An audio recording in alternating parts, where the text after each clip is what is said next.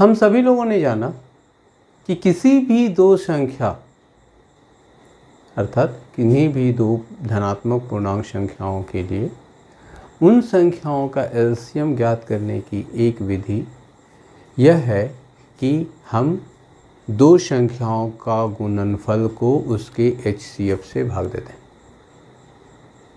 कहाँ प्रयोग किया गया? प्रश्न संख्या 4 में इसका प्रयोग भी किया गया। अब क्या यह तीन संख्याओं के लिए सही है? आपने पहले के वीडियो में पाया कि नहीं, ये तीन संख्याओं के लिए सही नहीं है। तो तीन संख्याओं का एलसीएम निकालने के लिए क्या करेंगे? यदि तीन संख्याओं का एचसीएफ प्राप्त है, चलिए फिर से एक बार थोड़ा सा समझ लेते हैं, दोहरा लेते हैं कि किन्हीं दो धनात्मक पूर्णांक संख्याओं a तथा b के लिए उन दोनों संख्याओं का एलसीएम ज्ञात करने का तरीका क्या है? दो संख्याओं का गुणनफल को उसके एचसीएफ से भाग दे दें। a गुना b बटा एचसीएफ ऑफ ab।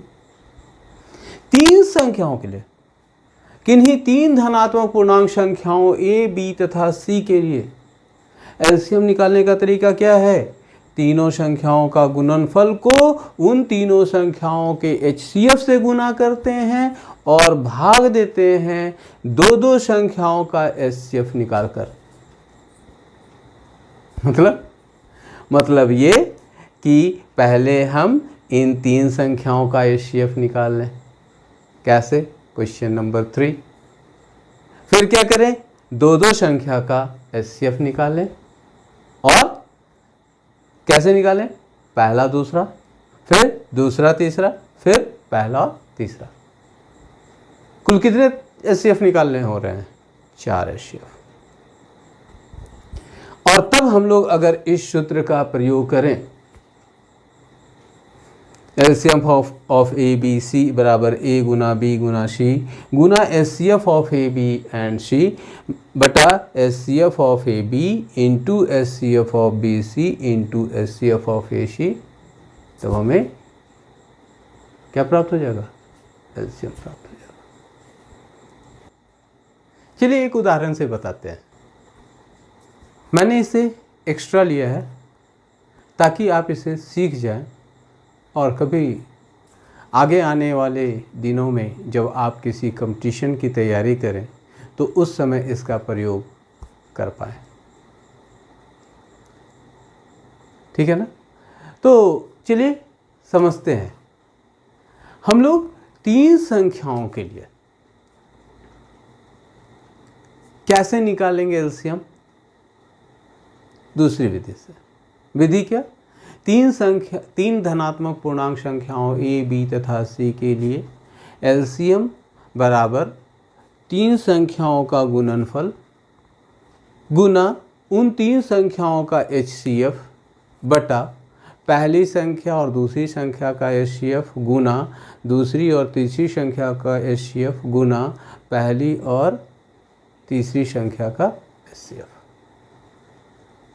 ठीक है?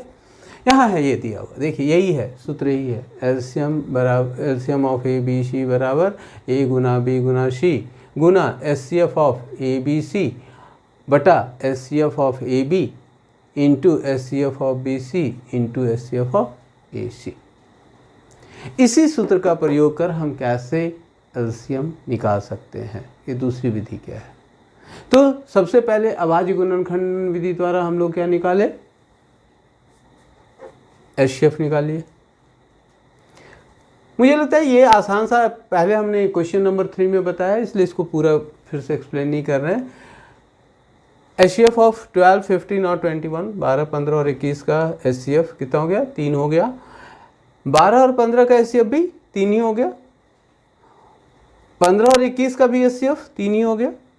और 12 और 21 का भी एचसीएफ 3 हो गया। ये सभी हम लोगों ने निकाल लिया। कहाँ से?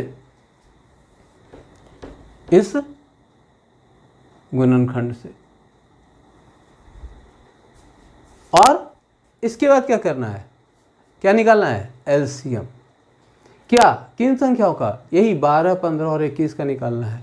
ये सूत्र में बैठा रहे हैं, एलसीएम ऑफ 12, 15 और 21 is equal to 12 into 15 into 21 into HCF of 12, 15, 21 divided by मतलब बटा HCF of 12, 15 into HCF of 15, 21 into HCF of 12, 21 put कर दिया, ये प्राप्त हो गया। कहाँ से लाया, इस सूत्र से यहाँ लाया। अब इसको क्या करना है, 12 इंटू 15 इंटू 21 इंटू 3, कहाँ से आया ये एचसीएफ, कहाँ से आया ये एचसीएफ, देख लीजिए यहाँ से आया ये 3, और एचसीएफ ऑफ 12 एंड 15 ये तो पहले से यहाँ 3, इस 3 को लिखा, एचसीएफ ऑफ 15 और 21 ये भी 3 है, ये भी लिखा, एचसीएफ ऑफ 12 एंड 21 है 3, ये इसको भी 3 लिख दिया। गुना करेंगे क्या, नहीं करेंगे, गुना करने में समय काफ़ी निकल जाएगा और हमें हमारा हल काफ़ी समय बाद आएगा, जो हम यहाँ पे आसानी से कर सकते हैं। क्या कर रहे हैं, 3 3 कैंसिल कर दिया, 3 से 21 कैंसिल किया कितना बार, 7 बार, 3 से 15 कैंसिल किया कितना बार, 5 बार, है ना। अब मेरे पास क्या हो गया, 12 इंटू 5 इंटू 7, 12 गुना 5 गुना 7, 12 × 5 = 60 और 7 × 42 420, यही हमारा क्या हो गया, उत्तर हो गया। अब हम देखते हैं अभाज्य गुणनखंडन विधि से हमारा एलसीएम क्या था, प्रश्न कृति में है क्या था, तो देख लेते हैं। एलसीएम बराबर 12, एलसीएम ऑफ 12, 15 एंड 21, 12, 15 और 21 का एलसीएम कितना था, 2² गुना 3 इंटू 5 इंटू 7 कितना था, देख लीजिए, 2² इंटू 3 इंटू 5 इंटू 7 कितना हो गया, 4 3 12, 12 × 5 = 60 और 7 × 42 420, ये उत्तर आया। दोनों से उत्तर अलग अलग हो गया क्या, नहीं, समान उत्तर है। तो इसकी जांच के लिए हम लोग ऐसा कर सकते हैं, मतलब हमारा जो एलसीएम 3 संख्याओं का एलसीएम हमने निकाला वो सही है कि नहीं, इसकी जांच के लिए कर सकते हैं। परीक्षा में बहुत समय निकल जाएगा, इसलिए सबसे आसान कौन सा, अभाज्य गुणनखंडन विधि से एलसीएम निकाल लीजिए, है ना।